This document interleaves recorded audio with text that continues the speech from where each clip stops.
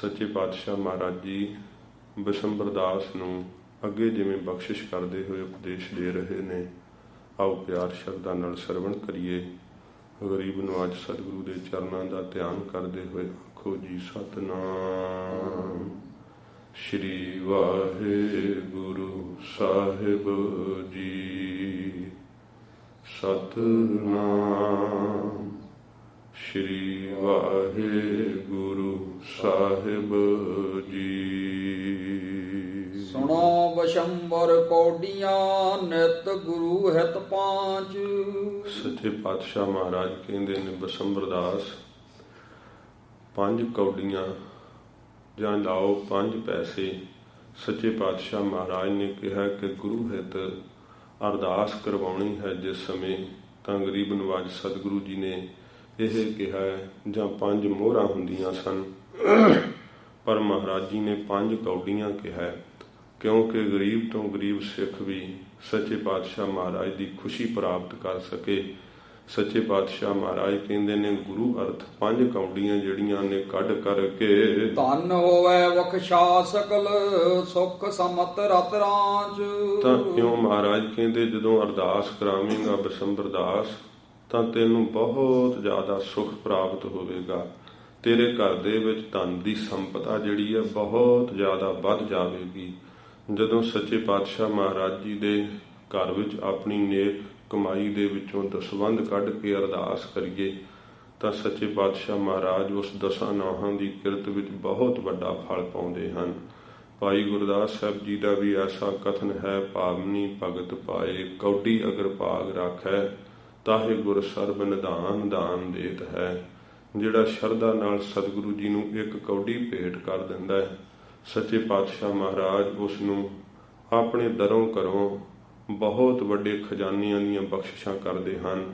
ਗਰੀਬ ਨਵਾਜ ਸਤਿਗੁਰੂ ਰਿਧੀਆਂ ਸਿੱਧੀਆਂ ਦੇਖ ਕੇ ਨਿਹਾਲ ਕਰ ਦਿੰਦੇ ਆ। ਸੱਚੇ ਪਾਤਸ਼ਾਹ ਜੇ ਸਿੱਖ ਨੇ ਸ਼ਰਧਾ ਨਾਲ ਮਹਾਰਾਜ ਸਾਹਿਬ ਜੀ ਨੂੰ ਆਪਣੀ ਦਸਾਂ ਨੌਹਾਂ ਦੀ ਕਿਰਤ ਵਿੱਚੋਂ ਇਹ 1 ਕੌਡੀ ਹੀ ਭੇਟ ਕੀਤੀ ਹੋਵੇ, ਗਰੀਬ ਨਵਾਜ ਸਤਿਗੁਰੂ ਕਹਿੰਦੇ ਨੇ ਘਰ ਦੇ ਵਿੱਚ ਸੰਪਦਾ ਧਨ ਦੀ ਪ੍ਰਾਪਤ ਕਰਨੀ ਹੋਵੇ, ਸੁੱਖ ਚਾਹੀਦੇ ਹੋਣ, ਪਦਾਰਥਾਂ ਦੀ ਅਟੁੱਟ ਚਾਹੀਦੀ ਹੋਵੇ ਕਿ ਅਟੁੱਟ ਪਦਾਰਥ ਹੋਣ, ਤਾਂ ਫਿਰ ਮਹਾਰਾਜ ਕਹਿੰਦੇ ਨੇ 5 ਕੌਡੀਆਂ ਗੁਰੂ ਅਰਥ ਜਿਹੜੀ ਆ ਅਰਦਾਸ ਕਰੇ, ਗੁਰੂ ਕੀ ਗੋਲਕ ਵਿੱਚ ਭੇਟ ਕਰੇ ਤਾਂ ਸੱਚੇ ਪਾਤਸ਼ਾਹ ਦੇ ਚਰਨਾਂ ਵਿੱਚ ਅਰਦਾਸ ਕਰੇ, ਗੁਰੂ ਸਾਹਿਬ ਬਖਸ਼ਿਸ਼ ਕਰਦੇ ਹਨ।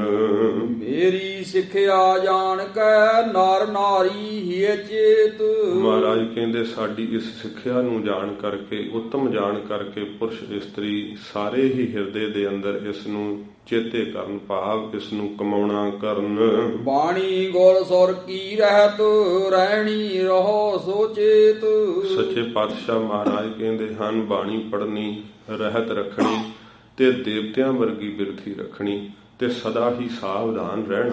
ਗਰੀਬ ਨਵਾਜ ਸਤਿਗੁਰੂ ਕਹਿੰਦੇ ਬਿਸ਼ੰਬਰ ਦਾਸ ਸਦਾ ਹੀ ਮੁਖ ਤੇ ਬਾਣੀ ਹੋਵੇ, ਹਿਰਦਾ ਸਾਵਧਾਨ ਹੋਵੇ ਅਤੇ ਬੜੇ ਸੁਚੇਤ ਹੋ ਕੇ ਸਾਵਧਾਨ ਹੋ ਕਰਕੇ ਸੰਸਾਰ ਦੇ ਵਿੱਚ ਵਿਚਰਨਾ।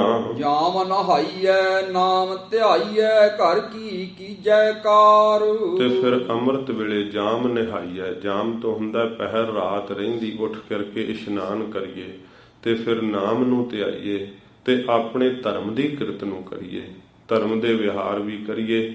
ਅੰਮ੍ਰਿਤ ਵੇਲੇ ਉੱਠ ਕਰਕੇ ਵਾਹਿਗੁਰੂ ਦਾ ਨਾਮ ਜਪਣਾ ਅਤੇ ਇਸ ਪ੍ਰਕਾਰ ਆਪਣੇ ਧਰਮ ਦੀ ਕਿਰਤ ਕਰਨੀ। ਅੰਮ੍ਰਿਤ ਵੇਲੇ ਦਾ ਇਸ਼ਨਾਨ ਅਤੇ ਸਤਿਗੁਰੂ ਜੀ ਦਾ ਪਵਿੱਤਰ ਨਾਮ, ਇਹ ਦੋਵੇਂ ਕਰਮ ਸੱਚੇ ਪਾਤਸ਼ਾਹ ਮਹਾਰਾਜ ਕਹਿੰਦੇ ਬਿਸ਼ੰਬਰ ਦਾਸ ਸਭ ਤੋਂ ਉੱਤਮ ਹਨ। ਜਿਹੜਾ ਮਨੁੱਖ ਅੰਮ੍ਰਿਤ ਵੇਲੇ ਉੱਠਣਾ ਤਿਆਗ ਦੇਵੇ, ਬਾਣੀ ਦਾ ਨਿਤਨੇਮ ਤਿਆਗ ਦੇਵੇ, ਵਾਹਿਗੁਰੂ ਮੰਤਰ ਦਾ ਜਾਪ ਛੱਡ ਦੇਵੇ, ਸੱਚੇ ਪਾਤਸ਼ਾਹ ਮਹਾਰਾਜ ਜੀ ਨੇ ਇਸ ਪ੍ਰਕਾਰ ਦੇ ਬਚਨ ਕਹੇ ਨੇ, ਜੈ ਤਨ ਬਾਣੀ ਬਿਸਰ ਜਾਏ ਜਿਉ ਪੱਕਾ ਰੋਗੀ ਬਿਲ ਲਾਏ। ਸੱਚੇ ਪਾਤਸ਼ਾਹ ਕਹਿੰਦੇ ਨੇ ਬਹੁਤਾ ਬੋਲਣ ਚਖਣ ਹੋਵੇ। ਜਿਹੜਾ ਬਹੁਤਾ ਬੋਲਣਾ ਮਹਾਰਾਜ ਕਹਿੰਦੇ ਚਖਾ ਮਾਰਨ ਤੋਂ ਵੱਧ ਤਾਂ ਹੋਰ ਕੁਝ ਵੀ ਨਹੀਂ ਹੁੰਦਾ। ਗਰੀਬ ਨਵਾਜ ਸਤਿਗੁਰੂ ਕਹਿੰਦੇ ਬਿਸ਼ੰਬਰ ਦਾਸ ਅੰਮ੍ਰਿਤ ਵੇਲੇ ਉੱਠ ਕਰਕੇ ਵਾਹਿਗੁਰੂ ਦਾ ਨਾਮ ਜਪਣਾ, ਅੰਮ੍ਰਿਤ ਵੇਲੇ ਦਾ ਇਸ਼ਨਾਨ ਕਰਨਾ, ਇਹ ਸਭ ਤੋਂ ਉੱਤਮ ਕਿਰਿਆ ਹੈ ਤੇ ਘਰ ਦੇ ਅੰਦਰ ਦਸਾਂ ਨੌਹਾਂ ਦੀ ਕਿਰਤ ਕਰਨੀ। ਇਸ ਪ੍ਰਕਾਰ ਆਪਣਾ ਜੀਵਨ ਜੀਵੇ। ਥੋੜਾ ਬੋਲ ਸਾਚਾ ਰੂਲ ਇੱਕ ਮਨ ਸੰਕਟ ਹਾਰ। ਫਿਰ ਥੋੜਾ ਬੋਲਣਾ ਅਤੇ ਇਸ ਪ੍ਰਕਾਰ ਸੱਚ ਨੂੰ ਕਮਾਉਣਾ। ਤੇ ਗਰੀਬ ਨਵਾਜ ਸਤਿਗੁਰੂ ਕਹਿੰਦੇ ਸੰਕਟ ਦੇ ਵਿੱਚ ਡੋਲਣਾ ਨਾ। ਇਹ ਸਤਿਗੁਰੂ ਪਾਤਸ਼ਾਹ ਮਹਾਰਾਜ ਬਿਸ਼ੰਬਰ ਦਾਸ ਦੇ ਤਾਈਂ ਉਪਦੇਸ਼ ਦੇ ਰਹੇ ਹਨ। ਦੁਬਾਰਾ ਪੜ੍ਹੋ। ਥੋੜਾ ਬੋਲ ਸਾਚਾ ਰੂਲ, ਇੱਕ ਮਨ ਸੰਕਟ ਹਾਰ। ਇੱਕ ਮਨ ਵਾਹਿਗੁਰੂ ਨੂੰ ਸੰਕਟ ਦੇ ਨਾਸ਼ ਕਰਨ ਵਾਲਾ ਜਾਣਨਾ। ਉਸ ਦਾ ਨਾਮ ਹੀ ਸੰਕਟ ਕਾਟ ਹੈ। ਉਹ ਸਭ ਦੁੱਖਾਂ ਨੂੰ ਕੱਟ ਦਿੰਦਾ ਹੈ, ਸਭ ਦੁੱਖਾਂ ਨੂੰ ਨਾਸ਼ ਕਰ ਦਿੰਦਾ ਹੈ। ਸੱਚੇ ਪਾਤਸ਼ਾਹ ਮਹਾਰਾਜ ਕਹਿੰਦੇ ਇਉਂ ਸਾਰੇ ਹੀ ਸੰਕਟਾਂ ਨੂੰ ਕੱਟਣ ਵਾਲਾ ਵਾਹਿਗੁਰੂ ਜੀ ਨੂੰ ਹੀ ਜਾਣਨਾ ਕਿ ਸਭ ਬਿਪਤਾਂ ਦੇ ਨਾਸ਼ ਕਰਨ ਵਾਲੇ ਹਨ। ਮਨ ਕਾ ਮਾਰਨ ਸੁਗਮ ਹੈ, ਤਨ ਕੋ ਬੰਧਵਾਦ। ਮਨ ਨੂੰ ਮਾਰਨਾ ਤਾਂ ਸੌਖਾ ਹੁੰਦਾ ਹੈ ਜੇ ਆਪਣੇ ਤਨ ਨੂੰ ਬੰਨ੍ਹ ਲਿਆ ਹੋਵੇ, ਸਰੀਰ ਨੂੰ ਕਾਬੂ ਵਿੱਚ ਕਰ ਲਿਆ ਹੋਵੇ। ਜੇ ਸਰੀਰ ਦੇ ਸੁੱਖ ਹੀ ਨਹੀਂ ਕਾਬੂ ਵਿੱਚ ਆਏ ਤਾਂ ਮਨ ਕੀ ਮਾਰੇ ਜਾਣਾ ਹੈ। ਸੱਚੇ ਪਾਤਸ਼ਾਹ ਮਹਾਰਾਜ ਕਹਿੰਦੇ ਜਿਹੜਾ ਆਪਣੇ ਸਰੀਰ ਨੂੰ ਵਸ ਨਹੀਂ ਕਰਦਾ ਉਹਦੇ ਕੋਲੋਂ ਮਨ ਨਹੀਂ ਵਸ ਆਉਂਦਾ ਹੈ। ਸਤ ਸੰਗਤ ਜੀ, ਪਹਿਲਾਂ ਹੁੰਦਾ ਬਾਹਰਲੀਆਂ ਇੰਦਰੀਆਂ ਦਾ ਦਮਨ ਕਰਨਾ। ਚੱਲਦੀਆਂ ਤਾਂ ਇਹ ਵੀ ਮਨ ਦੇ ਆਸਰੇ ਹਨ, ਪਰ ਗਰੀਬ ਨਵਾਜ ਸਤਿਗੁਰੂ ਕਹਿੰਦੇ ਨੇ ਹੱਠ ਕੀਤਾ ਜਾ ਸਕਦਾ ਹੈ। ਅੱਗੇ ਮਨ ਦੀ ਗਤਾ ਗਤੀ ਨੂੰ ਪੜ੍ਹਨਾ ਤਾਂ ਬਹੁਤ ਦੂਰ ਦੀ ਗੱਲ ਹੈ। ਪਹਿਲਾਂ ਸਰੀਰ ਦੇ ਉੱਤੇ ਜਿਹੜੇ ਆ ਜਗਿਆਸੂ ਉਹ ਸਤ ਸੰਗਤ ਜੀ ਬੰਨਣ ਪਾਉਂਦੇ ਹੈ, ਨੇਤਰਾਂ ਦੇ ਉੱਤੇ ਬੰਨਣ ਪਾ ਲੈਂਦੇ ਹੈ। ਆਪਣੇ ਕੰਨਾਂ ਦੇ ਨਾਲ ਨਿੰਦਾ ਚੁਗਲੀ ਕਰਨ ਤੋਂ ਜਿਹੜਾ ਹੈ ਉਹ ਆਪਣੇ ਮਨ ਨੂੰ ਰੋਕ ਲੈਂਦੇ ਹੈ। ਕੌੜਾ ਤੇ ਫਿੱਕਾ ਬੋਲਣ ਤੋਂ ਮਨ ਨੂੰ ਰੋਕ ਲੈਂਦੇ ਹੈ। ਇਸ ਪ੍ਰਕਾਰ ਉਹ ਆਪਣੇ ਮਨ ਨੂੰ ਕੁਸੰਗਤ ਤੋਂ ਜਾਣ ਵਾਸਤੇ ਜਿਹੜਾ ਹੈ ਲੱਤਾਂ ਨੂੰ ਰੋਕ ਲੈਂਦੇ ਹੈ। ਸਰੀਰ ਦੇ ਉੱਤੇ ਬੰਨਣ ਮਾਰਦੇ ਹਨ। ਜਦੋਂ ਸਰੀਰ ਵੱਜਦਾ ਹੈ ਨਾ, ਫਿਰ ਸੱਚੇ ਪਾਤਸ਼ਾਹ ਮਹਾਰਾਜ ਕਹਿੰਦੇ ਮਨ ਨੂੰ ਵੀ ਪਕੜਨਾ ਸੌਖਾ ਹੋ ਜਾਂਦਾ ਹੈ। ਕਿਉਂਕਿ ਮਨ ਜਿਹੜਾ ਹੈ ਉਹ ਇਹਨਾਂ ਜਿਹੜਾ ਹੈ ਭਗਤੀ ਤਾਂ ਨਹੀਂ ਕਰਨਾ ਚਾਹੁੰਦਾ। ਸਤ ਸੰਗਤ ਵਿੱਚ ਏਡੀ ਛੇਤੀ ਮਨ ਨਹੀਂ ਲੱਗਦਾ, ਨਾਮ ਵਿੱਚ ਇੰਨੀ ਛੇਤੀ ਨਹੀਂ ਜੁੜਦਾ। ਪਰ ਇਹਨਾਂ ਹੱਠ ਕਰਨ ਦੇ ਕਰਕੇ ਮਨ ਦਾ ਸੁਭਾਅ ਜਿਹੜਾ ਫਿਰ ਹੌਲੀ ਹੌਲੀ ਐਸਾ ਬਣਨ ਲੱਗ ਜਾਂਦਾ ਹੈ। ਤੇ ਮਹਾਰਾਜ ਕਹਿੰਦੇ ਫਿਰ ਭਾਈ ਮਨ ਨੂੰ ਫੜਨਾ ਸੌਖਾ ਹੋ ਜਾਂਦਾ ਏ ਜੇ ਸਰੀਰ ਦੇ ਨਾਲ ਤੁਸੀਂ ਬਹਿ ਕੇ ਸਤ ਸੰਗਤ ਕਰੋ, ਸਰੀਰ ਕਰਕੇ ਹੀ ਬਾਣੀ ਪੜ੍ਹੋ। ਜੇ ਤੁਸੀਂ ਸਰੀਰ ਕਰਕੇ ਵੀ ਬਾਣੀ ਨਹੀਂ ਪੜ੍ਹਦੇ ਤਾਂ ਮਨ ਕਿੱਥੋਂ ਪਕੜਿਆ ਜਾਵੇਗਾ। ਜਦੋਂ ਅਸੀਂ ਗੁਟਕਾ ਸਾਹਿਬ ਹੱਥਾਂ ਵਿੱਚ ਫੜਿਆ ਹੁੰਦਾ ਹੈ ਤਾਂ ਸਰੀਰ ਕਰਕੇ ਫੜਿਆ ਹੁੰਦਾ ਹੈ, ਮਨ ਨਹੀਂ ਉੱਥੇ ਹੁੰਦਾ ਜਿੱਥੇ ਅਸੀਂ ਬਾਣੀ ਦੀਆਂ ਪੰਕਤੀਆਂ ਪੜ੍ਹ ਰਹੇ ਹੁੰਦੇ ਹਾਂ। ਜਿਵੇਂ ਸੱਚੇ ਪਾਤਸ਼ਾਹ ਮਹਾਰਾਜ ਨੇ ਕਿਹਾ ਹੈ ਕਿ ਮੁੱਖੋਂ ਗੰਢ ਲਾਵਤ, ਮਨ ਨਹੀਂ ਪ੍ਰੀਤ ਮੁੱਖੋਂ ਗੰਢ ਲਾਵਤ। ਮਨ ਵਿੱਚ ਪ੍ਰੀਤ ਹੈ ਨਹੀਂ, ਮੁੱਖ ਤੋਂ ਹੀ ਗੰਢ ਲਾਉਣੀ। ਪਰ ਸਤ ਸੰਗਤ ਜੀ, ਇਸ ਦਾ ਫਲ ਤਾਂ ਬਹੁਤ ਘੱਟ ਹੈ, ਪਰ ਫਲ ਮਿਲਦਾ ਜ਼ਰੂਰ ਹੈ। ਇਹ ਨਹੀਂ ਕਿ ਇਸ ਦਾ ਫਲ ਕੁਝ ਵੀ ਨਹੀਂ ਮਿਲਦਾ। ਹੌਲੀ ਹੌਲੀ ਜਿਹੜਾ ਹੈ ਨਾ ਸਰੀਰ ਦੇ ਨਾਲ ਮਨ ਹੌਲੀ ਹੌਲੀ ਮੰਨਣ ਲੱਗ ਜਾਂਦਾ ਤੇ ਹੋਰ ਕਿਸੇ ਦਵਾਈ ਦੇ ਨਾਲ ਜਾਂ ਹੋਰ ਕਿਸੇ ਯਤਨ ਨਾਲ ਮਨ ਨਹੀਂ ਰੁਕਦਾ। ਮਨ ਰੁਕਦਾ ਬਾਣੀ ਪੜ੍ਹਨ ਦੇ ਨਾਲ ਹੀ। ਇਸ ਕਰਕੇ ਸਤਿਗੁਰੂ ਕਹਿੰਦੇ ਜਿਨ੍ਹਾਂ ਨੇ ਭਾਈ ਆਪਣੇ ਤਨ ਨੂੰ ਬੰਨਿਆ, ਆਪਣੇ ਤਨ ਕਰਕੇ ਸੰਗਤ ਕਰਦੇ ਆ, ਤਨ ਕਰਕੇ ਸੇਵਾ ਕਰਦੇ ਆ, ਤਨ ਕਰਕੇ ਬਾਣੀ ਪੜ੍ਹਦੇ ਆ, ਸੱਚੇ ਪਾਤਸ਼ਾਹ ਮਹਾਰਾਜ ਕਹਿੰਦੇ ਭਾਈ ਉਹਨਾਂ ਦਾ ਮਨ ਜਿਹੜਾ ਨਾ ਫਿਰ ਬੜਾ ਹੀ ਸੁਗਮ ਸੌਖੇ ਤਰੀਕੇ ਨਾਲ ਨਾਮ ਵਿੱਚ ਲੱਗ ਜਾਂਦਾ ਹੈ। ਸੁਧ ਵਿਹਾਰੀ ਕਾਰਗੁਰ ਦੁਖ ਛੋਟੀਏ ਬਾਦ। ਫਿਰ ਮਹਾਰਾਜ ਨੇ ਕਿਹਾ ਕਿ ਸ਼ੁੱਧ ਵਿਹਾਰ ਕਰਨਾ। ਵਿਹਾਰ ਦੇ ਅੰਦਰ ਕਦਾਚਿਤ ਵੀ ਕੋਈ ਐਸਾ ਔਗਣ ਨਹੀਂ ਕਰਨਾ, ਕਿਸੇ ਨਾਲ ਕੋਈ ਧਰੋਹ ਨਹੀਂ ਕਮਾਉਣਾ, ਪਾਪ ਜਾਂ ਬਦਫੈਲੀ ਨਹੀਂ ਕਰਨੀ। ਸੱਚੇ ਪਾਤਸ਼ਾਹ ਮਹਾਰਾਜ ਕਹਿੰਦੇ ਵਿਹਾਰ ਸ਼ੁੱਧ ਜਿਹੜਾ ਕਰਨਾ ਹੈ। ਦੁਬਾਰਾ ਪੜ੍ਹਿਓ। ਸੁਧ ਵਿਹਾਰੀ ਕਾਰਗੁਰ ਦੁਖ ਛੋੜੀਏ ਬਾਦ। ਫਿਰ ਮਹਾਰਾਜ ਸੱਚੇ ਪਾਤਸ਼ਾਹ ਕਹਿੰਦੇ ਗੁਰੂ ਕੀ ਜਿਹੜੀ ਕਾਰ ਹੈ ਨਾ ਉਹ ਵੀ ਸਤਿਗੁਰੂ ਕਹਿੰਦੇ ਹਨ ਜ਼ਰੂਰ ਇਸ ਪ੍ਰਕਾਰ ਦੇਵੇ ਤੇ ਦੋਸ਼ਾਂ ਨੂੰ ਛੱਡ ਦੇਵੇ ਤੇ ਵਿਅਰਥ ਦੇ ਜਿਹੜੇ ਬਾਦ ਝਗੜੇ ਆ ਉਹਨਾਂ ਨੂੰ ਵੀ ਸੱਚੇ ਪਾਤਸ਼ਾਹ ਮਹਾਰਾਜ ਕਹਿੰਦੇ ਸਾਡਾ ਸਿੱਖ ਛੱਡ ਦੇਵੇ। ਇਹ ਗਰੀਬ ਨਵਾਜ ਸੱਚੇ ਪਾਤਸ਼ਾਹ ਮਹਾਰਾਜ ਜੀ ਪਵਿੱਤਰ ਉਪਦੇਸ਼ ਬਿਸ਼ੰਬਰ ਦਾਸ ਦੇ ਤਾਈਂ ਦੇ ਰਹੇ ਆ। ਸੱਚੇ ਪਾਤਸ਼ਾਹ ਮਹਾਰਾਜ ਕਹਿੰਦੇ ਜਿੰਨੇ ਜਿੱਥੇ ਦੋਸ਼ਾਂ ਦਾ ਪਾਪਾਂ ਦਾ ਤਿਆਗ ਕਰਨਾ ਹੈ, ਵਿਅਰਥ ਦੇ ਜਿਹੜੇ ਬਾਦ ਝਗੜੇ ਹੁੰਦੇ ਹਨ, ਸੱਚੇ ਪਾਤਸ਼ਾਹ ਮਹਾਰਾਜ ਕਹਿੰਦੇ ਉਹਨਾਂ ਦਾ ਵੀ ਸਾਡਾ ਸਿੱਖ ਤਿਆਗ ਕਰ ਦੇਵੇ। ਮਾਲ ਲਾਲ ਅਰ ਸਾਲ ਮੈਂ ਖਾਲ ਚਾਲ ਵਾ ਚਾਲ। ਇਸ ਪ੍ਰਕਾਰ ਸੱਚੇ ਪਾਤਸ਼ਾਹ ਮਹਾਰਾਜ ਜੀ ਉਪਦੇਸ਼ ਦਿੰਦੇ ਹੋਏ ਬਿਸ਼ੰਬਰ ਦਾਸ ਦੇ ਤਾਈਂ ਕਹਿੰਦੇ ਹੈ ਕਿ ਬਿਸ਼ੰਬਰ ਦਾਸ ਐਸਾ ਸਮਾਂ ਆ ਜਾਵੇ ਕਿ ਬਹੁਤ ਜ਼ਿਆਦਾ ਕੋਲ ਧਨ ਮਾਲ ਆ ਜਾਵੇ, ਸੋਹਣੇ ਹੀਰੇ ਜਵਾਹਰਾਤ ਲਾਲ ਆ ਜਾਣ, ਬੜਾ ਹੀ ਅਮੀਰ ਹੋ ਜਾਵੇ, ਪਰ ਆਪਣੀ ਚਾਲ ਜਿਹੜੀ ਆ ਉਹ ਗੁਰਸਿੱਖਾਂ ਵਾਲੀ ਰੱਖੇ, ਰਹਿਤ ਮਰਿਆਦਾ ਵਿੱਚ ਪਰਪੱਕ ਰਹੇ। ਜਾਂ ਮਹਾਰਾਜ ਕਹਿੰਦੇ ਐਸਾ ਸਮਾਂ ਵੀ ਬਣ ਜਾਵੇ ਕਿ ਜਦੋਂ ਕੋਲ ਪਾਉਣ ਵਾਸਤੇ ਟੁੱਟੀ ਜੁੱਤੀ ਵੀ ਨਾ ਹੋਵੇ, ਇੰਨੀ ਜ਼ਿਆਦਾ ਗਰੀਬੀ ਹੋਵੇ ਤਾਂ ਵੀ ਚਾਲ ਜਿਹੜੀ ਆ ਗੁਰਸਿੱਖਾਂ ਵਾਲੀ ਰੱਖੇ। ਆਪਣਾ ਚਾਲ ਚੱਲਣ ਜਿਹੜਾ ਹੈ ਉਹ ਗੁਰਸਿੱਖਾਂ ਵਾਲਾ ਹੀ ਕਮਾਉਣਾ ਕਰੇ ਕਿਉਂਕਿ ਧਨ ਦਾ ਆਉਣ ਜਾਣ ਤੇ ਇੱਕ ਬਿਰਛ ਦੀ ਛਾਂ ਦੀ ਤਰ੍ਹਾਂ ਹੈ, ਇਹ ਕਦੇ ਆਉਂਦਾ ਹੈ। ਮਹਾਰਾਜ ਨੇ ਕਿਹਾ ਇਹੋ ਧਨ ਕਰਤੇ ਕਾ ਖੇਲ ਹੈ, ਕਦੇ ਆਵੇ ਕਦੇ ਜਾਏ। ਸੱਚੇ ਪਾਤਸ਼ਾਹ ਮਹਾਰਾਜ ਕਹਿੰਦੇ ਕਦੇ ਆ ਜਾਂਦਾ ਹੈ, ਕਦੇ ਕੋਲੋਂ ਚਲਿਆ ਜਾਂਦਾ ਹੈ। ਇਸ ਦੇ ਆਉਣ ਕਰਕੇ ਵਾਹਿਗੁਰੂ ਨੂੰ ਭੁਲਾਵੇ ਨਾ, ਇਸ ਦੇ ਜਾਣ ਕਰਕੇ ਕਦੇ ਵਾਹਿਗੁਰੂ ਨੂੰ ਭੁਲਾਵੇ ਨਾ।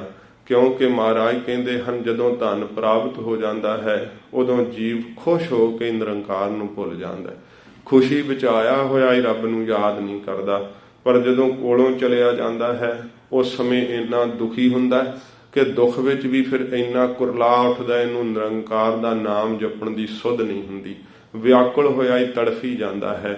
ਜਿਹਨੇ ਕਦੇ ਵਾਹਿਗੁਰੂ ਦਾ ਨਾਮ ਨਾ ਜਪਿਆ ਹੋਵੇ, ਜਦੋਂ ਪੀੜਾ ਦੇ ਸਹਿਤ ਹੋਵੇ ਉਹਨੂੰ ਕਹੋ ਕਿ ਵਾਹਿਗੁਰੂ ਕਹਿ, ਉਸ ਕੋਲੋਂ ਵਾਹਿਗੁਰੂ ਨਹੀਂ ਫਿਰ ਕਿਹਾ ਜਾਂਦਾ, ਉਹ ਹਾਏ ਹਾਏ ਸ਼ਬਦ ਹੀ ਬੋਲਦਾ ਹੈ।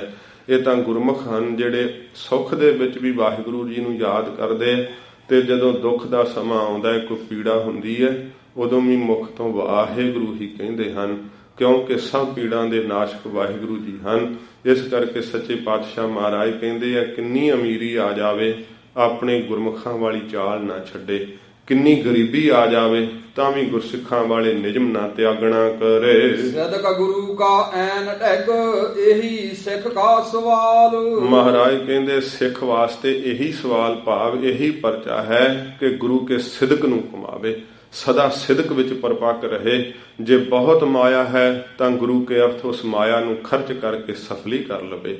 ਉਸ ਮਾਇਆ ਦੇ ਨਾਲ ਇਹਦਾ ਪਰਲੋਕ ਵੀ ਸੌਰੇਗਾ, ਮਾਇਆ ਦੇ ਨਾਲ ਬਦਫੈਲੀਆਂ ਕਰੇਗਾ ਤੇ ਮਾਇਆ ਨਰਕਾਂ ਨੂੰ ਲੈ ਜਾਵੇਗੀ। ਇਸ ਮਾਇਆ ਨਾਲ ਧਰਮ ਦੇ ਕਰਮ ਕਰੇਗਾ ਤੇ ਇਹ ਮਾਇਆ ਸਵਰਗਾਂ ਵੱਲ ਨੂੰ ਸੱਚਖੰਡ ਨੂੰ ਵੀ ਲੈ ਜਾਵੇਗੀ। ਸੱਚੇ ਪਾਤਸ਼ਾਹ ਮਹਾਰਾਜ ਕਹਿੰਦੇ ਗੁਰੂ ਕੇ ਸਿੱਖ ਨੂੰ ਹਰ ਹਾਲਤ ਵਿੱਚ ਗੁਰੂ ਕਾ ਸਿਦਕ ਕਮਾਉਣਾ ਚਾਹੀਦਾ ਹੈ। ਸਿੱਖ ਵਾਸਤੇ ਇਹ ਹੈ ਕਿ ਸਦਾ ਹੀ ਸਿਦਕੀ ਰਹੇ। ਐਂਡਾ ਕੈਂਡਾ ਬੈਨੜਾ ਕੰਨਿਆ ਬੁਰਾ ਮਨਾਏ। ਫਿਰ ਸੱਚੇ ਪਾਤਸ਼ਾਹ ਮਹਾਰਾਜ ਜੀ ਨੇ ਕਿਹਾ ਐਂਡਾ ਭਾਵ ਆਕੜ ਖਾਂ ਜਿਹੜਾ ਹੁੰਦਾ ਹੈ, ਤੇ ਕੈਂਡਾ ਸਾਧ ਸੰਗਤ ਜੀ ਜਿਹੜਾ ਹੰਕਾਰੀ ਹੁੰਦਾ ਹੈ। ਫਿਰ ਜਿਹੜਾ ਕੰਨਿਆਂ ਦਾ ਬੁਰਾ ਸੋਚਣ ਵਾਲਾ ਭਾਵ ਕੰਨਿਆਂ ਦਾ ਕਤਲ ਕਰ ਦੇਣ ਵਾਲਾ, ਮਹਾਰਾਜ ਸੱਚੇ ਪਾਤਸ਼ਾਹ ਕਹਿੰਦੇ ਨੇ ਉਹਨਾਂ ਦਾ ਕਦਾਚਿਤ ਵੀ ਸੰਗ ਨਾ ਕਰੇ, ਕਦਾਚਿਤ ਵੀ ਉਹਨਾਂ ਦੇ ਨਾਲ ਨਾ ਬਵੇ, ਉਹਨਾਂ ਦੀ ਸੰਗਤ ਨਾ ਕਰੇ। ਉਸੇ ਸਮੇਂ ਮਹਾਰਾਜ ਕਹਿੰਦੇ ਜਿਹਦਾ ਪਤਾ ਲੱਗ ਜਾਵੇ ਐਡਾ ਹੀ ਆਕੜਿਆ ਹੰਕਾਰੀ ਹੈ, ਐਡਾ ਜ਼ਿਆਦਾ ਹੀ ਬੁਰੇ ਕੰਮ ਕਰਦਾ ਹੈ, ਕੰਨਿਆਂ ਦਾ ਘਾਤਕ ਹੈ, ਕੰਨਿਆਂ ਦਾ ਬੁਰਾ ਕਰਨ ਵਾਲਾ, ਸੱਚੇ ਪਾਤਸ਼ਾਹ ਮਹਾਰਾਜ ਕਹਿੰਦੇ ਉਸ ਦਾ ਸਾਥ ਛੱਡ ਦੇਵੇ। ਬੇਮੁਖ ਹਨ ਸਭ ਤੇ ਬਚੋ ਫੂਲ ਸੰਪਦਾ ਆਏ। ਇਹ ਸਭ ਬੇਮੁਖ ਹਨ, ਸੱਚੇ ਪਾਤਸ਼ਾਹ ਮਹਾਰਾਜ ਕਹਿੰਦੇ ਇਹਨਾਂ ਤੋਂ ਬਚੋ। ਜੇ ਨਹੀਂ ਬਚੋਗੇ ਤੇ ਘਰ ਦੀ ਸਭ ਸੰਪਦਾ ਨਾਸ ਹੋ ਜਾਵੇਗੀ, ਘਰ ਦੇ ਸਾਰੇ ਸੁੱਖ ਚੈਨ ਨਾਸ ਹੋ ਜਾਣਗੇ ਜੇ ਤੁਸੀਂ ਇਹਨਾਂ ਤੋਂ ਨਹੀਂ ਬਚੋਗੇ। ਸੱਚੇ ਪਾਤਸ਼ਾਹ ਮਹਾਰਾਜ ਨੇ ਇਹਨਾਂ ਦੇ ਬਚਣ ਤੋਂ ਉਪਦੇਸ਼ ਦਿੱਤਾ ਹੈ। ਆਕੜਿਆ ਹੋਵੇ, ਹੰਕਾਰੀ ਹੋਵੇ, ਕੰਨਿਆਂ ਦੇ ਬੁਰੇ ਸੋਚਣ ਵਾਲਾ ਹੋਵੇ, ਇਸ ਪ੍ਰਕਾਰ ਲੜਕੀ ਦੀ ਹੱਤਿਆ ਕਰਨ ਵਾਲਾ ਹੋਵੇ, ਸੱਚੇ ਪਾਤਸ਼ਾਹ ਮਹਾਰਾਜ ਕਹਿੰਦੇ ਜਿਹੜਾ ਗੁਰੂ ਤੋਂ ਬੇਮੁਖ ਹੋਵੇ ਇਹਨਾਂ ਦਾ ਸਾਥ ਛੱਡ ਦਿਓ।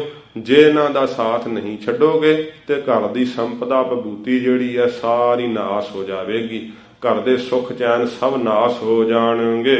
ਨਾਰੀ ਕੀ ਮਾਨੈ ਨਹੀਂ ਬਾਲ ਨਾ ਕਰਨਾ ਮੀਤ। ਫਿਰ ਸੱਚੇ ਪਾਤਸ਼ਾਹ ਮਹਾਰਾਜ ਜੀ ਨੇ ਕਿਹਾ ਸਾਧ ਸੰਗਤ ਜੀ ਇਸ ਦੇ ਅਰਥ ਇਹ ਨਹੀਂ ਕਿ ਮਹਾਰਾਜ ਨੇ ਕਿਹਾ ਕਿ ਔਰਤ ਦੇ ਕਹੇ ਨਹੀਂ ਲੱਗਣਾ, ਇਸ ਦਾ ਅਰਥ ਨਹੀਂ ਇਹ ਹੁੰਦਾ। ਸੱਚੇ ਪਾਤਸ਼ਾਹ ਮਹਾਰਾਜ ਜੀ ਨੇ ਸਪਸ਼ਟ ਰੂਪ ਵਿੱਚ ਸਮਝਣ ਵਾਸਤੇ ਤਾਂ ਇਹੀ ਆ ਰਿਹਾ ਹੈ ਕਿ ਮਹਾਰਾਜ ਨੇ ਕਿਹਾ ਹੈ ਕਿ ਨਾਰੀ ਕੀ ਮਾਨੈ ਨਹੀਂ, ਜਿਹੜੀ ਇਸਤਰੀ ਆ ਉਹਦੀ ਕਈ ਗੱਲ ਨਹੀਂ ਮੰਨਣੀ ਚਾਹੀਦੀ ਤੇ ਬਾਲਕ ਨੂੰ ਮੀਤ ਨਹੀਂ ਬਣਾਉਣਾ ਚਾਹੀਦਾ।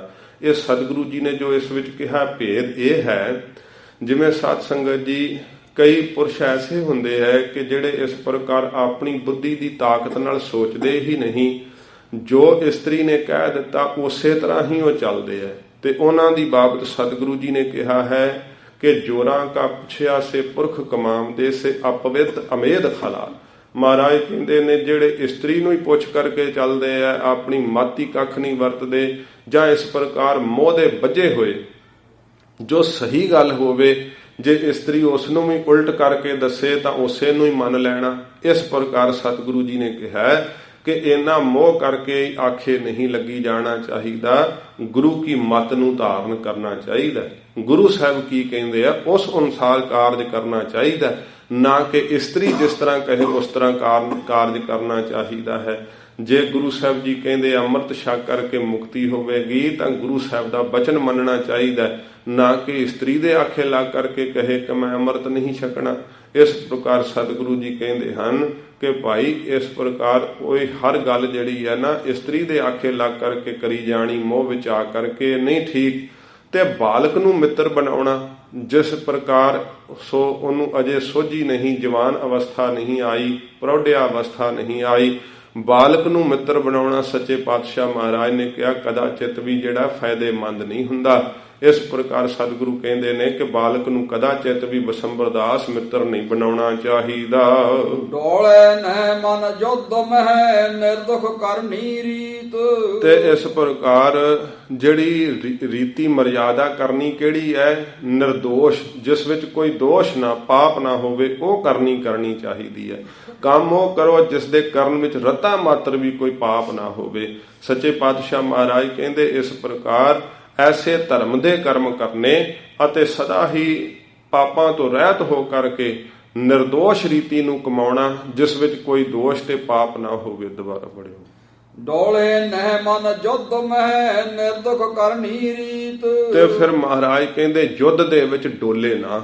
ਜਦੋਂ ਧਰਮ ਯੁੱਧ ਹੋਣ ਲੱਗ ਪਵੇ ਉਸ ਸਮੇਂ ਫਿਰ ਚਿੱਤ ਵਿੱਚ ਡੋਲੇ ਨਾ ਕਿ ਹੁਣ ਕੀ ਹੋਵੇਗਾ, ਉਧਰ ਫੌਜਾਂ ਜਾਦੀਆਂ, ਉਧਰ ਵਧੇਰੇ ਜਾਣੇ ਖਲੋਤੇ ਆ, ਉਹ ਨਾ ਸੋਚੇ। ਫਿਰ ਮਹਾਰਾਜ ਕਹਿੰਦੇ ਉਦੋਂ ਗੁਰੂ ਨੂੰ ਯਾਦ ਕਰਕੇ ਫਿਰ ਇਹ ਆਪਣੇ ਮੁਖ ਤੋਂ ਬਚਨ ਪੜ ਲਵੇ ਕਿ ਜਬ ਆਵ ਕੀ ਆਉਦ ਨਿਧਾਨ ਬਨੈ ਅਤ ਹੀ ਰਣ ਮੈਂ ਤਬ ਜੂਝ ਮਰੋ। ਉਦੋਂ ਜੂਝਦਾ ਹੋਇਆ ਧਰਮ ਵਾਸਤੇ ਫਿਰ ਸ਼ਹੀਦ ਹੋ ਜਾਵੇ, ਆਪਣੀ ਜ਼ਿੰਦਗੀ ਨਾਲ ਆਪਣੇ ਪ੍ਰਾਣਾਂ ਨਾਲ ਪਿਆਰ ਨਾ ਕਰੇ। ਧਰਮ ਯੁੱਧ ਦੇ ਵਿੱਚ ਮਹਾਰਾਜ ਕਹਿੰਦੇ ਚਿੱਤ ਨਾ ਢੁਲਾਵੇ, ਅੱਗੇ ਹੋ ਕਰਕੇ ਵੱਧ ਕਰਕੇ ਜਦੋਂ ਜੰਗ ਕਰੇ ਤੇ ਸੂਰਬੀਰਾਂ ਯੋਧਿਆਂ ਦੇ ਹੀ ਜਿਹੜੀ ਇਸ ਪ੍ਰਕਾਰ ਜਿੱਤ ਚਰਨ ਚੁੰਮਦੀ ਹੈ। ਵਿਜੇ ਸ਼੍ਰੀ ਉਹਨਾਂ ਦੇ ਚਰਨਾਂ ਦੇ ਵਿੱਚ ਹੀ ਵਸਦੀ ਹੈ ਜਿਹੜੇ ਯੋਧੇ ਤੇ ਸੂਰਮੇ ਹੁੰਦੇ ਹਨ। ਸਿੱਖ ਕੀਆ ਤਬ ਹਰ ਗੋਪਾਲ ਚਰਨ ਪੌਲੀ ਦੇ। ਸੱਚੇ ਪਾਤਸ਼ਾਹ ਮਹਾਰਾਜ ਜੀ ਨੇ ਇਸ ਪੌਲੀਏ ਨੂੰ, ਚਰਨ ਪੌਲੀਏ ਨੂੰ, ਹਰ ਗੋਪਾਲ ਨੂੰ ਗਰੀਬ ਨਵਾਜ ਸਤਿਗੁਰੂ ਨੇ ਸਿੱਖੀ ਪ੍ਰਦਾਨ ਕੀਤੀ। ਗਰੀਬ ਨਵਾਜ ਸੱਚੇ ਪਾਤਸ਼ਾਹ ਨੇ ਖੰਡੇ ਬਾਟੇ ਦਾ ਅੰਮ੍ਰਿਤ ਛਕਾ ਕਰਕੇ ਇਸ ਦਾ ਨਾਮ ਗੋਪਾਲ ਸਿੰਘ ਰੱਖਿਆ। ਇਹ ਹਰ ਗੋਪਾਲ ਉਹੋ ਹੀ ਹੈ ਜੋ ਬਿਸੰਬਰ ਦਾਸ ਦਾ ਪੁੱਤਰ ਸਤਿਗੁਰੂ ਦੇ ਉੱਤੇ ਸ਼ੰਕਾ ਕਰਦਾ ਸੀ। ਗਰੀਬ ਨਵਾਜ ਸਤਿਗੁਰੂ ਨੇ ਨਿਹਾਲ ਕਰ ਦਿੱਤਾ ਬਿਸੰਬਰ ਦਾਸ ਦੇ ਬੇਨਤੀ ਕਰਨ ਤੋਂ। ਸੱਚੇ ਪਾਤਸ਼ਾਹ ਮਹਾਰਾਜ ਨੇ ਖੰਡੇ ਬਾਟੇ ਦਾ ਅੰਮ੍ਰਿਤ ਛਕਾ ਕਰਕੇ ਇਸ ਨੂੰ ਗੋਪਾਲ ਸਿੰਘ ਨਾਮ ਦੇਣਾ ਕੀਤਾ। ਸਤਿਗੁਰ ਪੂਰਨ ਵਾਕ ਸੁਣ ਸਿੱਖ ਕਹੇਗਾ ਸ਼੍ਰੇ।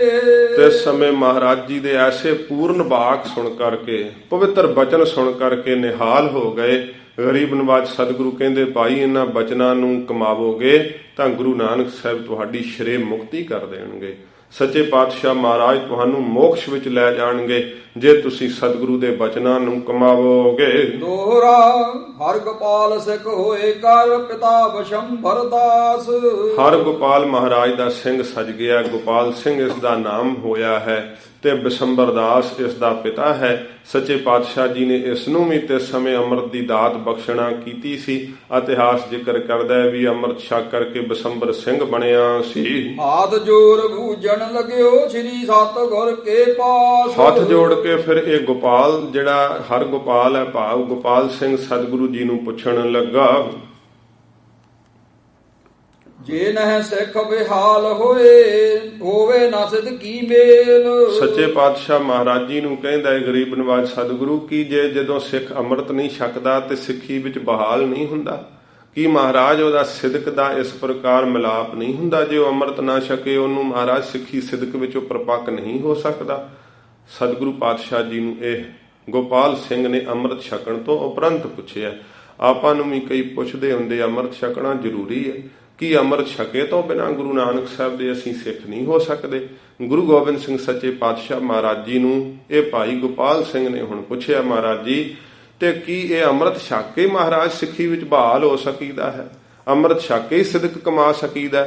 ਅੰਮ੍ਰਿਤ ਛਕੇ ਤੋਂ ਬਿਨਾਂ ਮਹਾਰਾਜ ਕੀ ਸਿੱਖੀ ਨਹੀਂ ਪ੍ਰਾਪਤ ਹੁੰਦੀ? ਗਰੀਬ ਨਵਾਜ ਸਤਿਗੁਰੂ ਨੂੰ ਪੁੱਛਦਾ ਹੈ, ਕੈਸੇ ਪੌਲ ਚਰਨ ਕੀ ਸਿੱਖ ਬਤਾਵੋ ਖੇਲ। ਮਹਾਰਾਜ ਇਹ ਸਾਰੀ ਖੇਲ ਦੱਸੋ ਕਿ ਚਰਨ ਪੌਲ ਦੀ ਫਿਰ ਕੀ ਮਰਜ਼ਾਦਾ ਹੈ। ਚਰਨ ਪੌਲ ਮਹਾਰਾਜ ਸੱਚੇ ਪਾਤਸ਼ਾਹ ਵੱਡੇ ਸਤਿਗੁਰੂ ਜੀ ਦਿੰਦੇ ਰਹੇ ਆ, ਤੁਸੀਂ ਮਹਾਰਾਜ ਖੰਡੇ ਬਾਟੇ ਦਾ ਅੰਮ੍ਰਿਤ ਛਕਾਉਨੇ ਹੋ। ਗਰੀਬ ਨਵਾਜ ਸਤਿਗੁਰੂ ਇਸ ਦਾ ਭੇਦ ਦੱਸੋ। ਇਸ ਪ੍ਰਕਾਰ ਕਈ ਕਹਿੰਦੇ ਆ ਕਿ ਇਹ ਸਹਿਜਧਾਰੀ ਸਿੱਖ ਹੈ, ਜਿਹਨੇ ਕੇਸ ਨਾ ਰੱਖੇ ਹੁਣ ਉਹਨੂੰ ਸਹਿਜਧਾਰੀ ਸਿੱਖ ਕਹਿ ਦਿੰਦੇ ਆ। ਸਾਧ ਸੰਗਤ ਜੀ ਸਿੱਖ ਉਹੋ ਹੀ ਹੁੰਦਾ ਜਿਹਦੇ ਕੇਸ ਰੱਖੇ ਹੋਣ। ਜਿਹਦੇ ਕੇਸ ਨਹੀਂ ਰੱਖੇ ਹੁੰਦੇ ਉਹ ਸਿੱਖ ਨਹੀਂ ਅਖਵਾ ਸਕਦਾ। ਸਹਿਜਧਾਰੀ ਸ਼ਬਦ ਤਾਂ ਇੱਕ ਸਾਧ ਸੰਗਤ ਜੀ ਸਿੱਖਾਂ ਦੇ ਅੰਦਰ ਘੁਸਪੈਠ ਕਰਨ ਵਾਸਤੇ ਰੱਖ ਦਿੱਤਾ ਗਿਆ। ਸਿੱਖ ਤਾਂ ਉਹੋ ਹੀ ਆ ਜਿਹੜਾ ਗੁਰੂ ਗੋਬਿੰਦ ਸਿੰਘ ਸੱਚੇ ਪਾਤਸ਼ਾਹ ਮਹਾਰਾਜ ਦਾ ਅੰਮ੍ਰਿਤਧਾਰੀ ਸਿੰਘ ਹੈ। ਇਸ ਪ੍ਰਕਾਰ ਸ਼੍ਰੋਮਣੀ ਕਮੇਟੀ ਦੀਆਂ ਵੋਟਾਂ ਬਣਾਉਣ ਵਾਸਤੇ ਜਿਹੜੇ ਹੈ ਨਾ ਉਹ ਸਾਧ ਸੰਗਤ ਜੀ ਐਸਾ ਬਣਾ ਦਿੱਤਾ ਗਿਆ ਕਿ ਜਿਨ੍ਹਾਂ ਨੇ ਕੇਸ ਨਹੀਂ ਰੱਖੇ ਜੀ ਸਹਿਜਧਾਰੀ ਸਿੱਖ ਹਨ, ਇਹ ਵੀ ਵੋਟ ਪਾ ਸਕਦੇ ਆ। ਤੇ ਸਾਧ ਸੰਗਤ ਜੀ ਇੱਕ ਦਿਨ ਐਸਾ ਵੀ ਹੋਵੇਗਾ ਜਿਸ ਦਿਨ ਕਹਿਣਗੇ ਕਿ ਸ਼੍ਰੋਮਣੀ ਕਮੇਟੀ ਦਾ ਜਿਹੜਾ ਪ੍ਰਧਾਨ ਹੈ ਉਹ ਫਿਰ ਕਲੀਨ ਸ਼ੇਪ ਸਹਿਜਧਾਰੀ ਸਿੱਖ ਹੀ ਹੋ ਸਕਦਾ ਹੈ। ਉਸ ਨੂੰ ਹੀ ਬਣਾ ਦੇਣਗੇ, ਕਿਉਂਕਿ ਵੋਟਾਂ ਦਾ ਰਾਜ ਜੇ ਤਾਂ ਜਿਸ ਪਾਸੇ ਜ਼ਿਆਦਾ ਵੋਟਾਂ ਪੈ ਗਈਆਂ ਤੇ ਉਸ ਪਾਸੇ ਹੀ ਫਿਰ ਉਹ ਚੱਲੇਗਾ ਨਾ। ਪ੍ਰਧਾਨ ਵੀ ਐਸਾ ਹੀ ਬਣੇਗਾ। ਗੁਰੂ ਘਰ ਦੀ ਜਿਹੜੀ ਚੋਣ ਹੈ ਸਾਧ ਸੰਗਤ ਜੀ ਕਦੇ ਵੋਟਾਂ ਦੇ ਆਧਾਰ ਤੇ ਨਹੀਂ ਹੋਇਆ ਕਰਦੀ। ਜੇ ਵੋਟਾਂ ਦੇ ਆਧਾਰ ਤੇ ਹੁੰਦੀ ਤੇ ਸ਼ਾਇਦ ਬਾਬਾ ਸ਼੍ਰੀ ਚੰਦ ਜੀ ਗੁਰਤਾ ਗੱਦੀ ਤੇ ਬੈਠਦੇ। ਧੰਨ ਗੁਰੂ ਅੰਗਦ ਦੇਵ ਸੱਚੇ ਪਾਤਸ਼ਾਹ ਮਹਾਰਾਜ ਜੀ ਨੂੰ ਆਪਣਾ ਉੱਤਰਾਧਿਕਾਰੀ ਜਗਤ ਗੁਰੂ ਨਾਨਕ ਸਾਹਿਬ ਜੀ ਨੇ ਆਪ ਚੁਣਿਆ। ਸੱਚੇ ਪਾਤਸ਼ਾਹ ਮਹਾਰਾਜ ਦੇ ਘਰ ਦੀ ਚੋਣ ਜੇ ਹੁੰਦੀ ਹੈ ਤੇ 5 ਪਿਆਰਿਆਂ ਦੁਆਰਾ ਹੁੰਦੀ ਹੈ। 5 ਸਿੰਘ ਚੋਣ ਕਰਦੇ ਹਨ। ਇਹ ਗੁਰ ਮਰਿਆਦਾ ਹੈ। ਵੋਟਾਂ ਦੀ ਇਹ ਗੁਰ ਮਰਿਆਦਾ ਨਹੀਂ ਹੈ। ਇਹ ਤਾਂ ਸਾਧ ਸੰਗਤ ਜੀ ਆਪਣੀ ਬਣਾਈ ਹੋਈ ਮਰਿਆਦਾ ਹੈ। ਸੱਚੇ ਪਾਤਸ਼ਾਹ ਮਹਾਰਾਜ ਜੀ ਐਸਾ ਉਪਦੇਸ਼ ਦਿੰਦੇ ਨੇ। ਗਰੀਬ ਨਵਾਜ ਸਤਿਗੁਰੂ ਜੀ ਨੂੰ ਪੁੱਛ ਰਿਹਾ ਹੈ ਸੱਚੇ ਪਾਤਸ਼ਾਹ ਮਹਾਰਾਜ ਜੀ ਕੀ ਇਸ ਪ੍ਰਕਾਰ ਜਿਹੜੇ ਸਿੱਖ ਹਨ ਉਹ ਮਹਾਰਾਜ ਅੰਮ੍ਰਿਤਧਾਰੀ ਹੋ ਕਰਕੇ ਹੀ ਸਿੰਘ ਸੱਜ ਕੇ ਹੀ ਆਪਦੇ ਸਿੱਖ ਅਖਵਾ ਸਕਦੇ ਹਨ? ਸੱਚੇ ਪਾਤਸ਼ਾਹ ਮਹਾਰਾਜ ਦੱਸਦੇ ਹਨ, ਸਤਿਗੁਰ ਬੋਲ ਸੁਣਾਇਓ ਸੁਣੋ ਵਸ਼ੰਭਰ ਰੀਤ। ਮਹਾਰਾਜ ਨੇ ਤੇ ਸਮੇਂ ਆਪਣੇ ਮੁਖ ਤੋਂ ਕਹਿ ਕੇ ਸੁਣਾਇਆ। ਸਤਿਗੁਰੂ ਕਹਿੰਦੇ ਸੁਣ ਬਿਸੰਬਰ ਦਾਸ, ਸੁਣ ਭਾਈ ਗੋਪਾਲ ਸਿੰਘ। ਗਰੀਬ ਨਵਾਜ ਸਤਿਗੁਰੂ ਜੀ ਇਸ ਪ੍ਰਕਾਰ ਕਹਿੰਦੇ ਹਨ, ਬਚ ਵਿਸ਼ਵਾਸੀ ਹੋਵਣਾ ਮੋਹ ਪਦ ਰਾਖੋ ਪ੍ਰੀਤ। ਮਹਾਰਾਜ ਕਹਿੰਦੇ ਗੁਰੂ ਕੇ ਬਚਨਾਂ ਤੇ ਵਿਸ਼ਵਾਸ ਕਰਨਾ ਤੇ ਗੁਰੂ ਕੇ ਚਰਨਾਂ ਦੀ ਪ੍ਰੀਤ ਕਰਨੀ, ਇਹ 2 ਮੁੱਖ ਵੱਡੇ ਕਾਰਨ ਨੇ ਸਿੱਖ ਦੇ ਮੋਕਸ਼ ਵਾਸਤੇ। ਜੇ ਗੁਰੂ ਕੇ ਬਚਨਾਂ ਤੇ ਭਰੋਸਾ ਹੀ ਨਹੀਂ ਤਾਂ ਮਹਾਰਾਜ ਕਹਿੰਦੇ ਫਿਰ ਸਿੱਖ ਕਿਵੇਂ ਪਾਰ ਹੋਵੇਗਾ? ਸਤਿਗੁਰੂ ਜੀ ਨੇ ਕਿਹਾ ਮਰਿਆਦਾ ਬਣਾ ਦਿੱਤੀ ਹੈ ਕਿ ਅੱਜ ਤੋਂ ਚਰਨ ਪੌਲ ਨਹੀਂ, ਚਰਨ ਪੌਲ ਦੀ ਮਰਿਆਦਾ ਹਟਾ ਦਿੱਤੀ, ਅੱਜ ਤੋਂ ਖੰਡੇ ਦੀ ਪਹੁਲ ਹੋਵੇਗੀ। ਇਹ ਗੁਰੂ ਗੋਬਿੰਦ ਸਿੰਘ ਸੱਚੇ ਪਾਤਸ਼ਾਹ ਮਹਾਰਾਜ ਨੇ ਬਚਨ ਕਹਿ ਦਿੱਤੇ ਸਤਿਗੁਰੂ ਨੇ। ਮਹਾਰਾਜ ਕਹਿੰਦੇ ਬਿਸੰਬਰ ਦਾਸ ਨੂੰ, ਹਰ ਗੋਪਾਲ ਨੂੰ ਕਿ ਜੇ ਗੁਰੂ ਕੇ ਬਚਨਾਂ ਤੇ ਸ਼ਰਧਾ ਨਾ ਹੋਵੇ, ਸੱਚ ਕਰਕੇ ਨਾ ਜਾਣੇ, ਮਨ ਵਿੱਚ ਸ਼ਰਧਾ ਨਾ ਰੱਖੇ ਤਾਂ ਮਹਾਰਾਜ ਕਹਿੰਦੇ ਫਿਰ ਸਿੱਖੀ ਨਹੀਂ ਪ੍ਰਾਪਤ ਹੁੰਦੀ ਹੈ। 10 ਅਵਤਾਰ ਗੁਰ ਏਕ ਸਮ ਜਿਉ ਜਾਣੈ ਜੋ ਮੇਰ। ਮਹਾਰਾਜ ਕਹਿੰਦੇ ਨੇ ਭਾਈ ਸਾਡੇ ਸਿੱਖ ਜਿਹੜੇ ਆ ਉਹ ਇਸ ਗੱਲ ਨੂੰ ਭੇਦ ਨੂੰ ਜਾਣਦੇ ਆ। 10 ਅਵਤਾਰ ਜਿਹੜੇ ਆ ਨਾ ਸਾਡੇ ਇਸ ਪ੍ਰਕਾਰ ਸਰੀਰ ਦੇ ਅੰਦਰ ਹੋਣਗੇ ਤੇ ਪਹਿਲੇ ਸਤਿਗੁਰੂ ਜੀ ਜਿਸ ਪ੍ਰਕਾਰ ਸੜਗੁਣ ਰੂਪ ਹੋਏ ਨੇ, ਸਾਡਾ ਇਹ 10ਵਾਂ ਜਾਮਾ ਏ। ਸਾਹਿਬ ਗੁਰੂ ਗੋਬਿੰਦ ਸਿੰਘ ਸੱਚੇ ਪਾਤਸ਼ਾਹ ਮਹਾਰਾਜ ਜੀ ਨੇ ਇਸ ਪ੍ਰਕਾਰ ਭੇਦ ਦੱਸਣਾ ਕੀਤਾ। ਸਤਿਗੁਰੂ ਕਹਿੰਦੇ ਨੇ 10ਵੇਂ ਜਾਮੇ ਤੱਕ ਅਸੀਂ ਇਸ ਮਨੁੱਖਾ ਸਰੀਰ ਵਿੱਚ ਵਰਤਾਂਗੇ। ਇੱਕ 10ਵਾਂ ਗੁਰ ਗ੍ਰੰਥ ਜੀ ਬਾਣੀ ਸਤਿਗੁਰ ਹੇਰ। ਇਹ ਸਤਿਗੁਰੂ ਜੀ ਦੀ ਪਵਿੱਤਰ ਜੋ ਬਾਣੀ ਆ ਵੱਡਿਆਂ ਸਤਿਗੁਰਾਂ ਜੀ, ਇਹ 11ਵੇਂ ਥਾਂ ਤੇ ਧੰਨ ਸਾਹਿਬ ਸ੍ਰੀ ਗੁਰੂ ਗ੍ਰੰਥ ਸਾਹਿਬ ਮਹਾਰਾਜ ਜੀ ਨੂੰ ਅਸੀਂ ਗੁਰਤਾ ਗੱਦੀ ਦੇਵਾਂਗੇ। ਗਰੀਬ ਨਵਾਜ ਸੱਚੇ ਪਾਤਸ਼ਾਹ ਮਹਾਰਾਜ ਨੇ ਸ਼੍ਰੀ ਆਨੰਦਪੁਰ ਸਾਹਿਬ ਦੇ ਅੰਦਰ ਇਹ ਵਾਕ ਕਹੇ ਨੇ। ਬਿਸੰਬਰ ਦਾਸ ਤੇ ਹਰ ਗੋਪਾਲ ਨੇ ਜਦੋਂ ਪੁੱਛਿਆ ਤੇ ਸਤਿਗੁਰੂ ਨੇ ਕਿਹਾ 10 ਜਾਮਿਆਂ ਤੱਕ ਅਸੀਂ ਇਸ ਸਰੀਰ ਵਿੱਚ ਵਰਤੇ ਹਾਂ, 10 ਜਾਮੇ ਧਾਰਨ ਕੀਤੇ ਨੇ। ਹੁਣ 11ਵਾਂ ਜਿਹੜਾ ਸਾਡਾ ਸਰੂਪ ਹੋਵੇਗਾ ਉਹ ਧੰਨ ਸਾਹਿਬ ਸ੍ਰੀ ਗੁਰੂ ਗ੍ਰੰਥ ਸਾਹਿਬ ਮਹਾਰਾਜ ਹੋਣਗੇ। ਗੁਰੂ ਗ੍ਰੰਥ ਸਾਹਿਬ ਮਹਾਰਾਜ ਜੀ ਦੀ ਪਵਿੱਤਰ ਬਾਣੀ ਸਾਡਾ ਰੂਪ ਜਿਹੜਾ ਹੈ ਇਹ ਹੈ, ਵੱਡਿਆਂ ਸਤਿਗੁਰਾਂ ਦਾ ਸਰੂਪ ਹੈ। ਸੱਚੇ ਪਾਤਸ਼ਾਹ ਮਹਾਰਾਜ ਨੇ ਕਿਹਾ ਕਿ ਸਾਡੇ 11ਵੇਂ ਥਾਂ ਤੇ ਜੋ ਸਾਡਾ ਰੂਪ ਸਰਗੁਣ ਰੂਪ ਹੋਵੇਗਾ ਉਹ ਧੰਨ ਗੁਰੂ ਗ੍ਰੰਥ ਸਾਹਿਬ ਮਹਾਰਾਜ ਹੋਣਗੇ। ਤੋਏ ਰਮਾਲ ਗੁਰ ਗ੍ਰੰਥ ਕੋ ਪਹੁਲ ਲਿਵੈ ਦੇ। ਮਹਾਰਾਜ ਕਹਿੰਦੇ ਜੇ ਚਰਨ ਪਹੁਲ ਦੀ ਮਰਿਆਦਾ ਚੱਲਦੀ ਇਉਂ ਰਹੀ ਤਾਂ ਹਰ ਗੋਪਾਲ ਸਿੰਘ ਫਿਰ ਚਰਨ ਪਹੁਲ ਲੈਣ ਵਾਸਤੇ ਸਿੱਖ ਕੀ ਕਰਨਗੇ? ਕੀ ਉਹ ਗੁਰੂ ਗ੍ਰੰਥ ਸਾਹਿਬ ਮਹਾਰਾਜ ਜੀ ਦੇ ਰੁਮਾਲਿਆਂ ਨੂੰ ਧੋ ਕਰਕੇ ਪੀਆ ਕਰਨਗੇ? ਸੱਚੇ ਪਾਤਸ਼ਾਹ ਮਹਾਰਾਜ ਜੀ ਇਉਂ ਕਹਿੰਦੇ ਆ ਸਿੱਖ ਦੇ ਤਾਂ ਹੀ, ਕਿਉਂਕਿ ਚਰਨ ਪਹੁਲ ਦੀ ਜਿਹੜੀ ਮਰਿਆਦਾ ਹੈ ਨਾ ਸਤ ਸੰਗਤ ਜੀ, ਇਹ ਗੁਰੂ 10ਵੇਂ ਪਾਤਸ਼ਾਹ ਨੇ ਹਟਾ ਦਿੱਤੀ ਸੀ। ਪਖੰਡੀ ਅੱਜ ਵੀ ਕਹਿੰਦੇ ਆ ਕਿ ਜਿਹੜੇ ਚਰਨ ਗੁਰਬਾਣੀ ਅੰਦਰ ਲਿਖੇ ਹੋਏ ਆ ਉਹ ਤਾਂ ਅੱਖਰਾਂ ਦੇ ਚਰਨ ਨੇ, ਚੱਚਾ ਰਾਰਾ ਨੰਨਾ ਚਰਨ। ਕਹਿੰਦੇ ਉਹਨਾਂ ਨੂੰ ਧੋਵੋਗੇ ਤੇ ਅੱਖਰ ਖਰ ਜਾਣਗੇ, ਤੇ ਜਿਹੜੇ ਚਰਨ ਧੋਏ ਗੁਰ ਕੇ ਚਰਨ ਧੋਏ ਧੋਏ ਪੀਵਾਂ, ਉਹ ਕਹਿੰਦੇ ਅਸੀਂ ਗੁਰੂ ਆ ਸਰੀਰ ਕਰਕੇ। ਤੇ ਮਹਾਰਾਜ ਨੇ ਸਾਡੇ ਚਰਨ ਧੋਣ ਕੇ ਪੀਣ ਵਾਸਤੇ ਹੀ ਗੁਰਬਾਣੀ ਵਿੱਚ ਉਪਦੇਸ਼ ਦਿੱਤਾ ਹੈ। ਉਹ ਆਪਣੇ ਮਨੁੱਖੀ ਚਰਨ ਜਿਹੜੇ ਆ ਉਹ ਧੋ ਧੋ ਕੇ ਸੰਗਤਾਂ ਨੂੰ ਪਿਵਾਈ ਜਾਂਦੇ ਆ, ਤੇ ਕਈ ਇਹੋ ਜਿਹੇ ਮੂਰਖ ਉਹੋ ਹੀ ਪਾਣੀ ਪੀਵੀ ਜਾਂਦੇ ਆ, ਕਹਿੰਦੇ ਅਸੀਂ ਚਰਨ ਪਹੁਲ ਲੈ ਲਈ ਹੈ। ਗੁਰੂ ਪਿਆਰੀ ਸਾਧ ਸੰਗਤ ਜੀ, ਐਸੀ ਮਨਮਤ ਚੱਲ ਰਹੀ ਹੈ ਪੰਜਾਬ ਦੀ ਧਰਤੀ ਤੇ। ਐਸੇ ਭੁੱਲੜ ਲੋਕ ਹਨ ਜਿਹੜੇ ਉਹਨਾਂ ਪਖੰਡੀਆਂ ਕੋਲੋਂ ਜਾ ਕੇ ਚਰਨ ਪਹੁਲ ਲੈ ਕਰਕੇ ਮੋਕਸ਼ ਨੂੰ ਲੱਭਦੇ ਫਿਰਦੇ ਆ। ਉਹ ਕਹਿੰਦੇ ਇੱਥੋਂ ਹੀ ਮੁਕਤੀ ਮਿਲ ਜਾਵੇਗੀ। ਮੁਕਤ ਤਾਂ ਉਹ ਆਪ ਨਹੀਂ ਹੋਏ ਤੇ ਕਿਸੇ ਨੂੰ ਕੀ ਕਰਨਗੇ। ਇਸ ਕਰਕੇ ਮਹਾਰਾਜ ਕਹਿੰਦੇ ਜਿਹੜੀ ਆਪਣੀ ਜੋਤ ਹੈ ਨਾ, ਅਸੀਂ ਗੁਰੂ ਗ੍ਰੰਥ ਸਾਹਿਬ ਮਹਾਰਾਜ ਵਿੱਚ ਟਿਕਾਉਣੀ ਹੈ, ਤੇ ਜੁਗਤੀ ਜਿਹੜੀ ਆ ਪੰਜਾਂ ਸਿੰਘਾਂ ਦੇ ਹੱਥ ਵਿੱਚ ਦਿੱਤੀ ਹੈ। ਇਸ ਕਰਕੇ ਹੁਣ ਮਹਾਰਾਜ ਕਹਿੰਦੇ ਅਸੀਂ ਖੰਡੇ ਦੀ ਪਹੁਲ ਕਰ ਦਿੱਤੀ ਹੈ।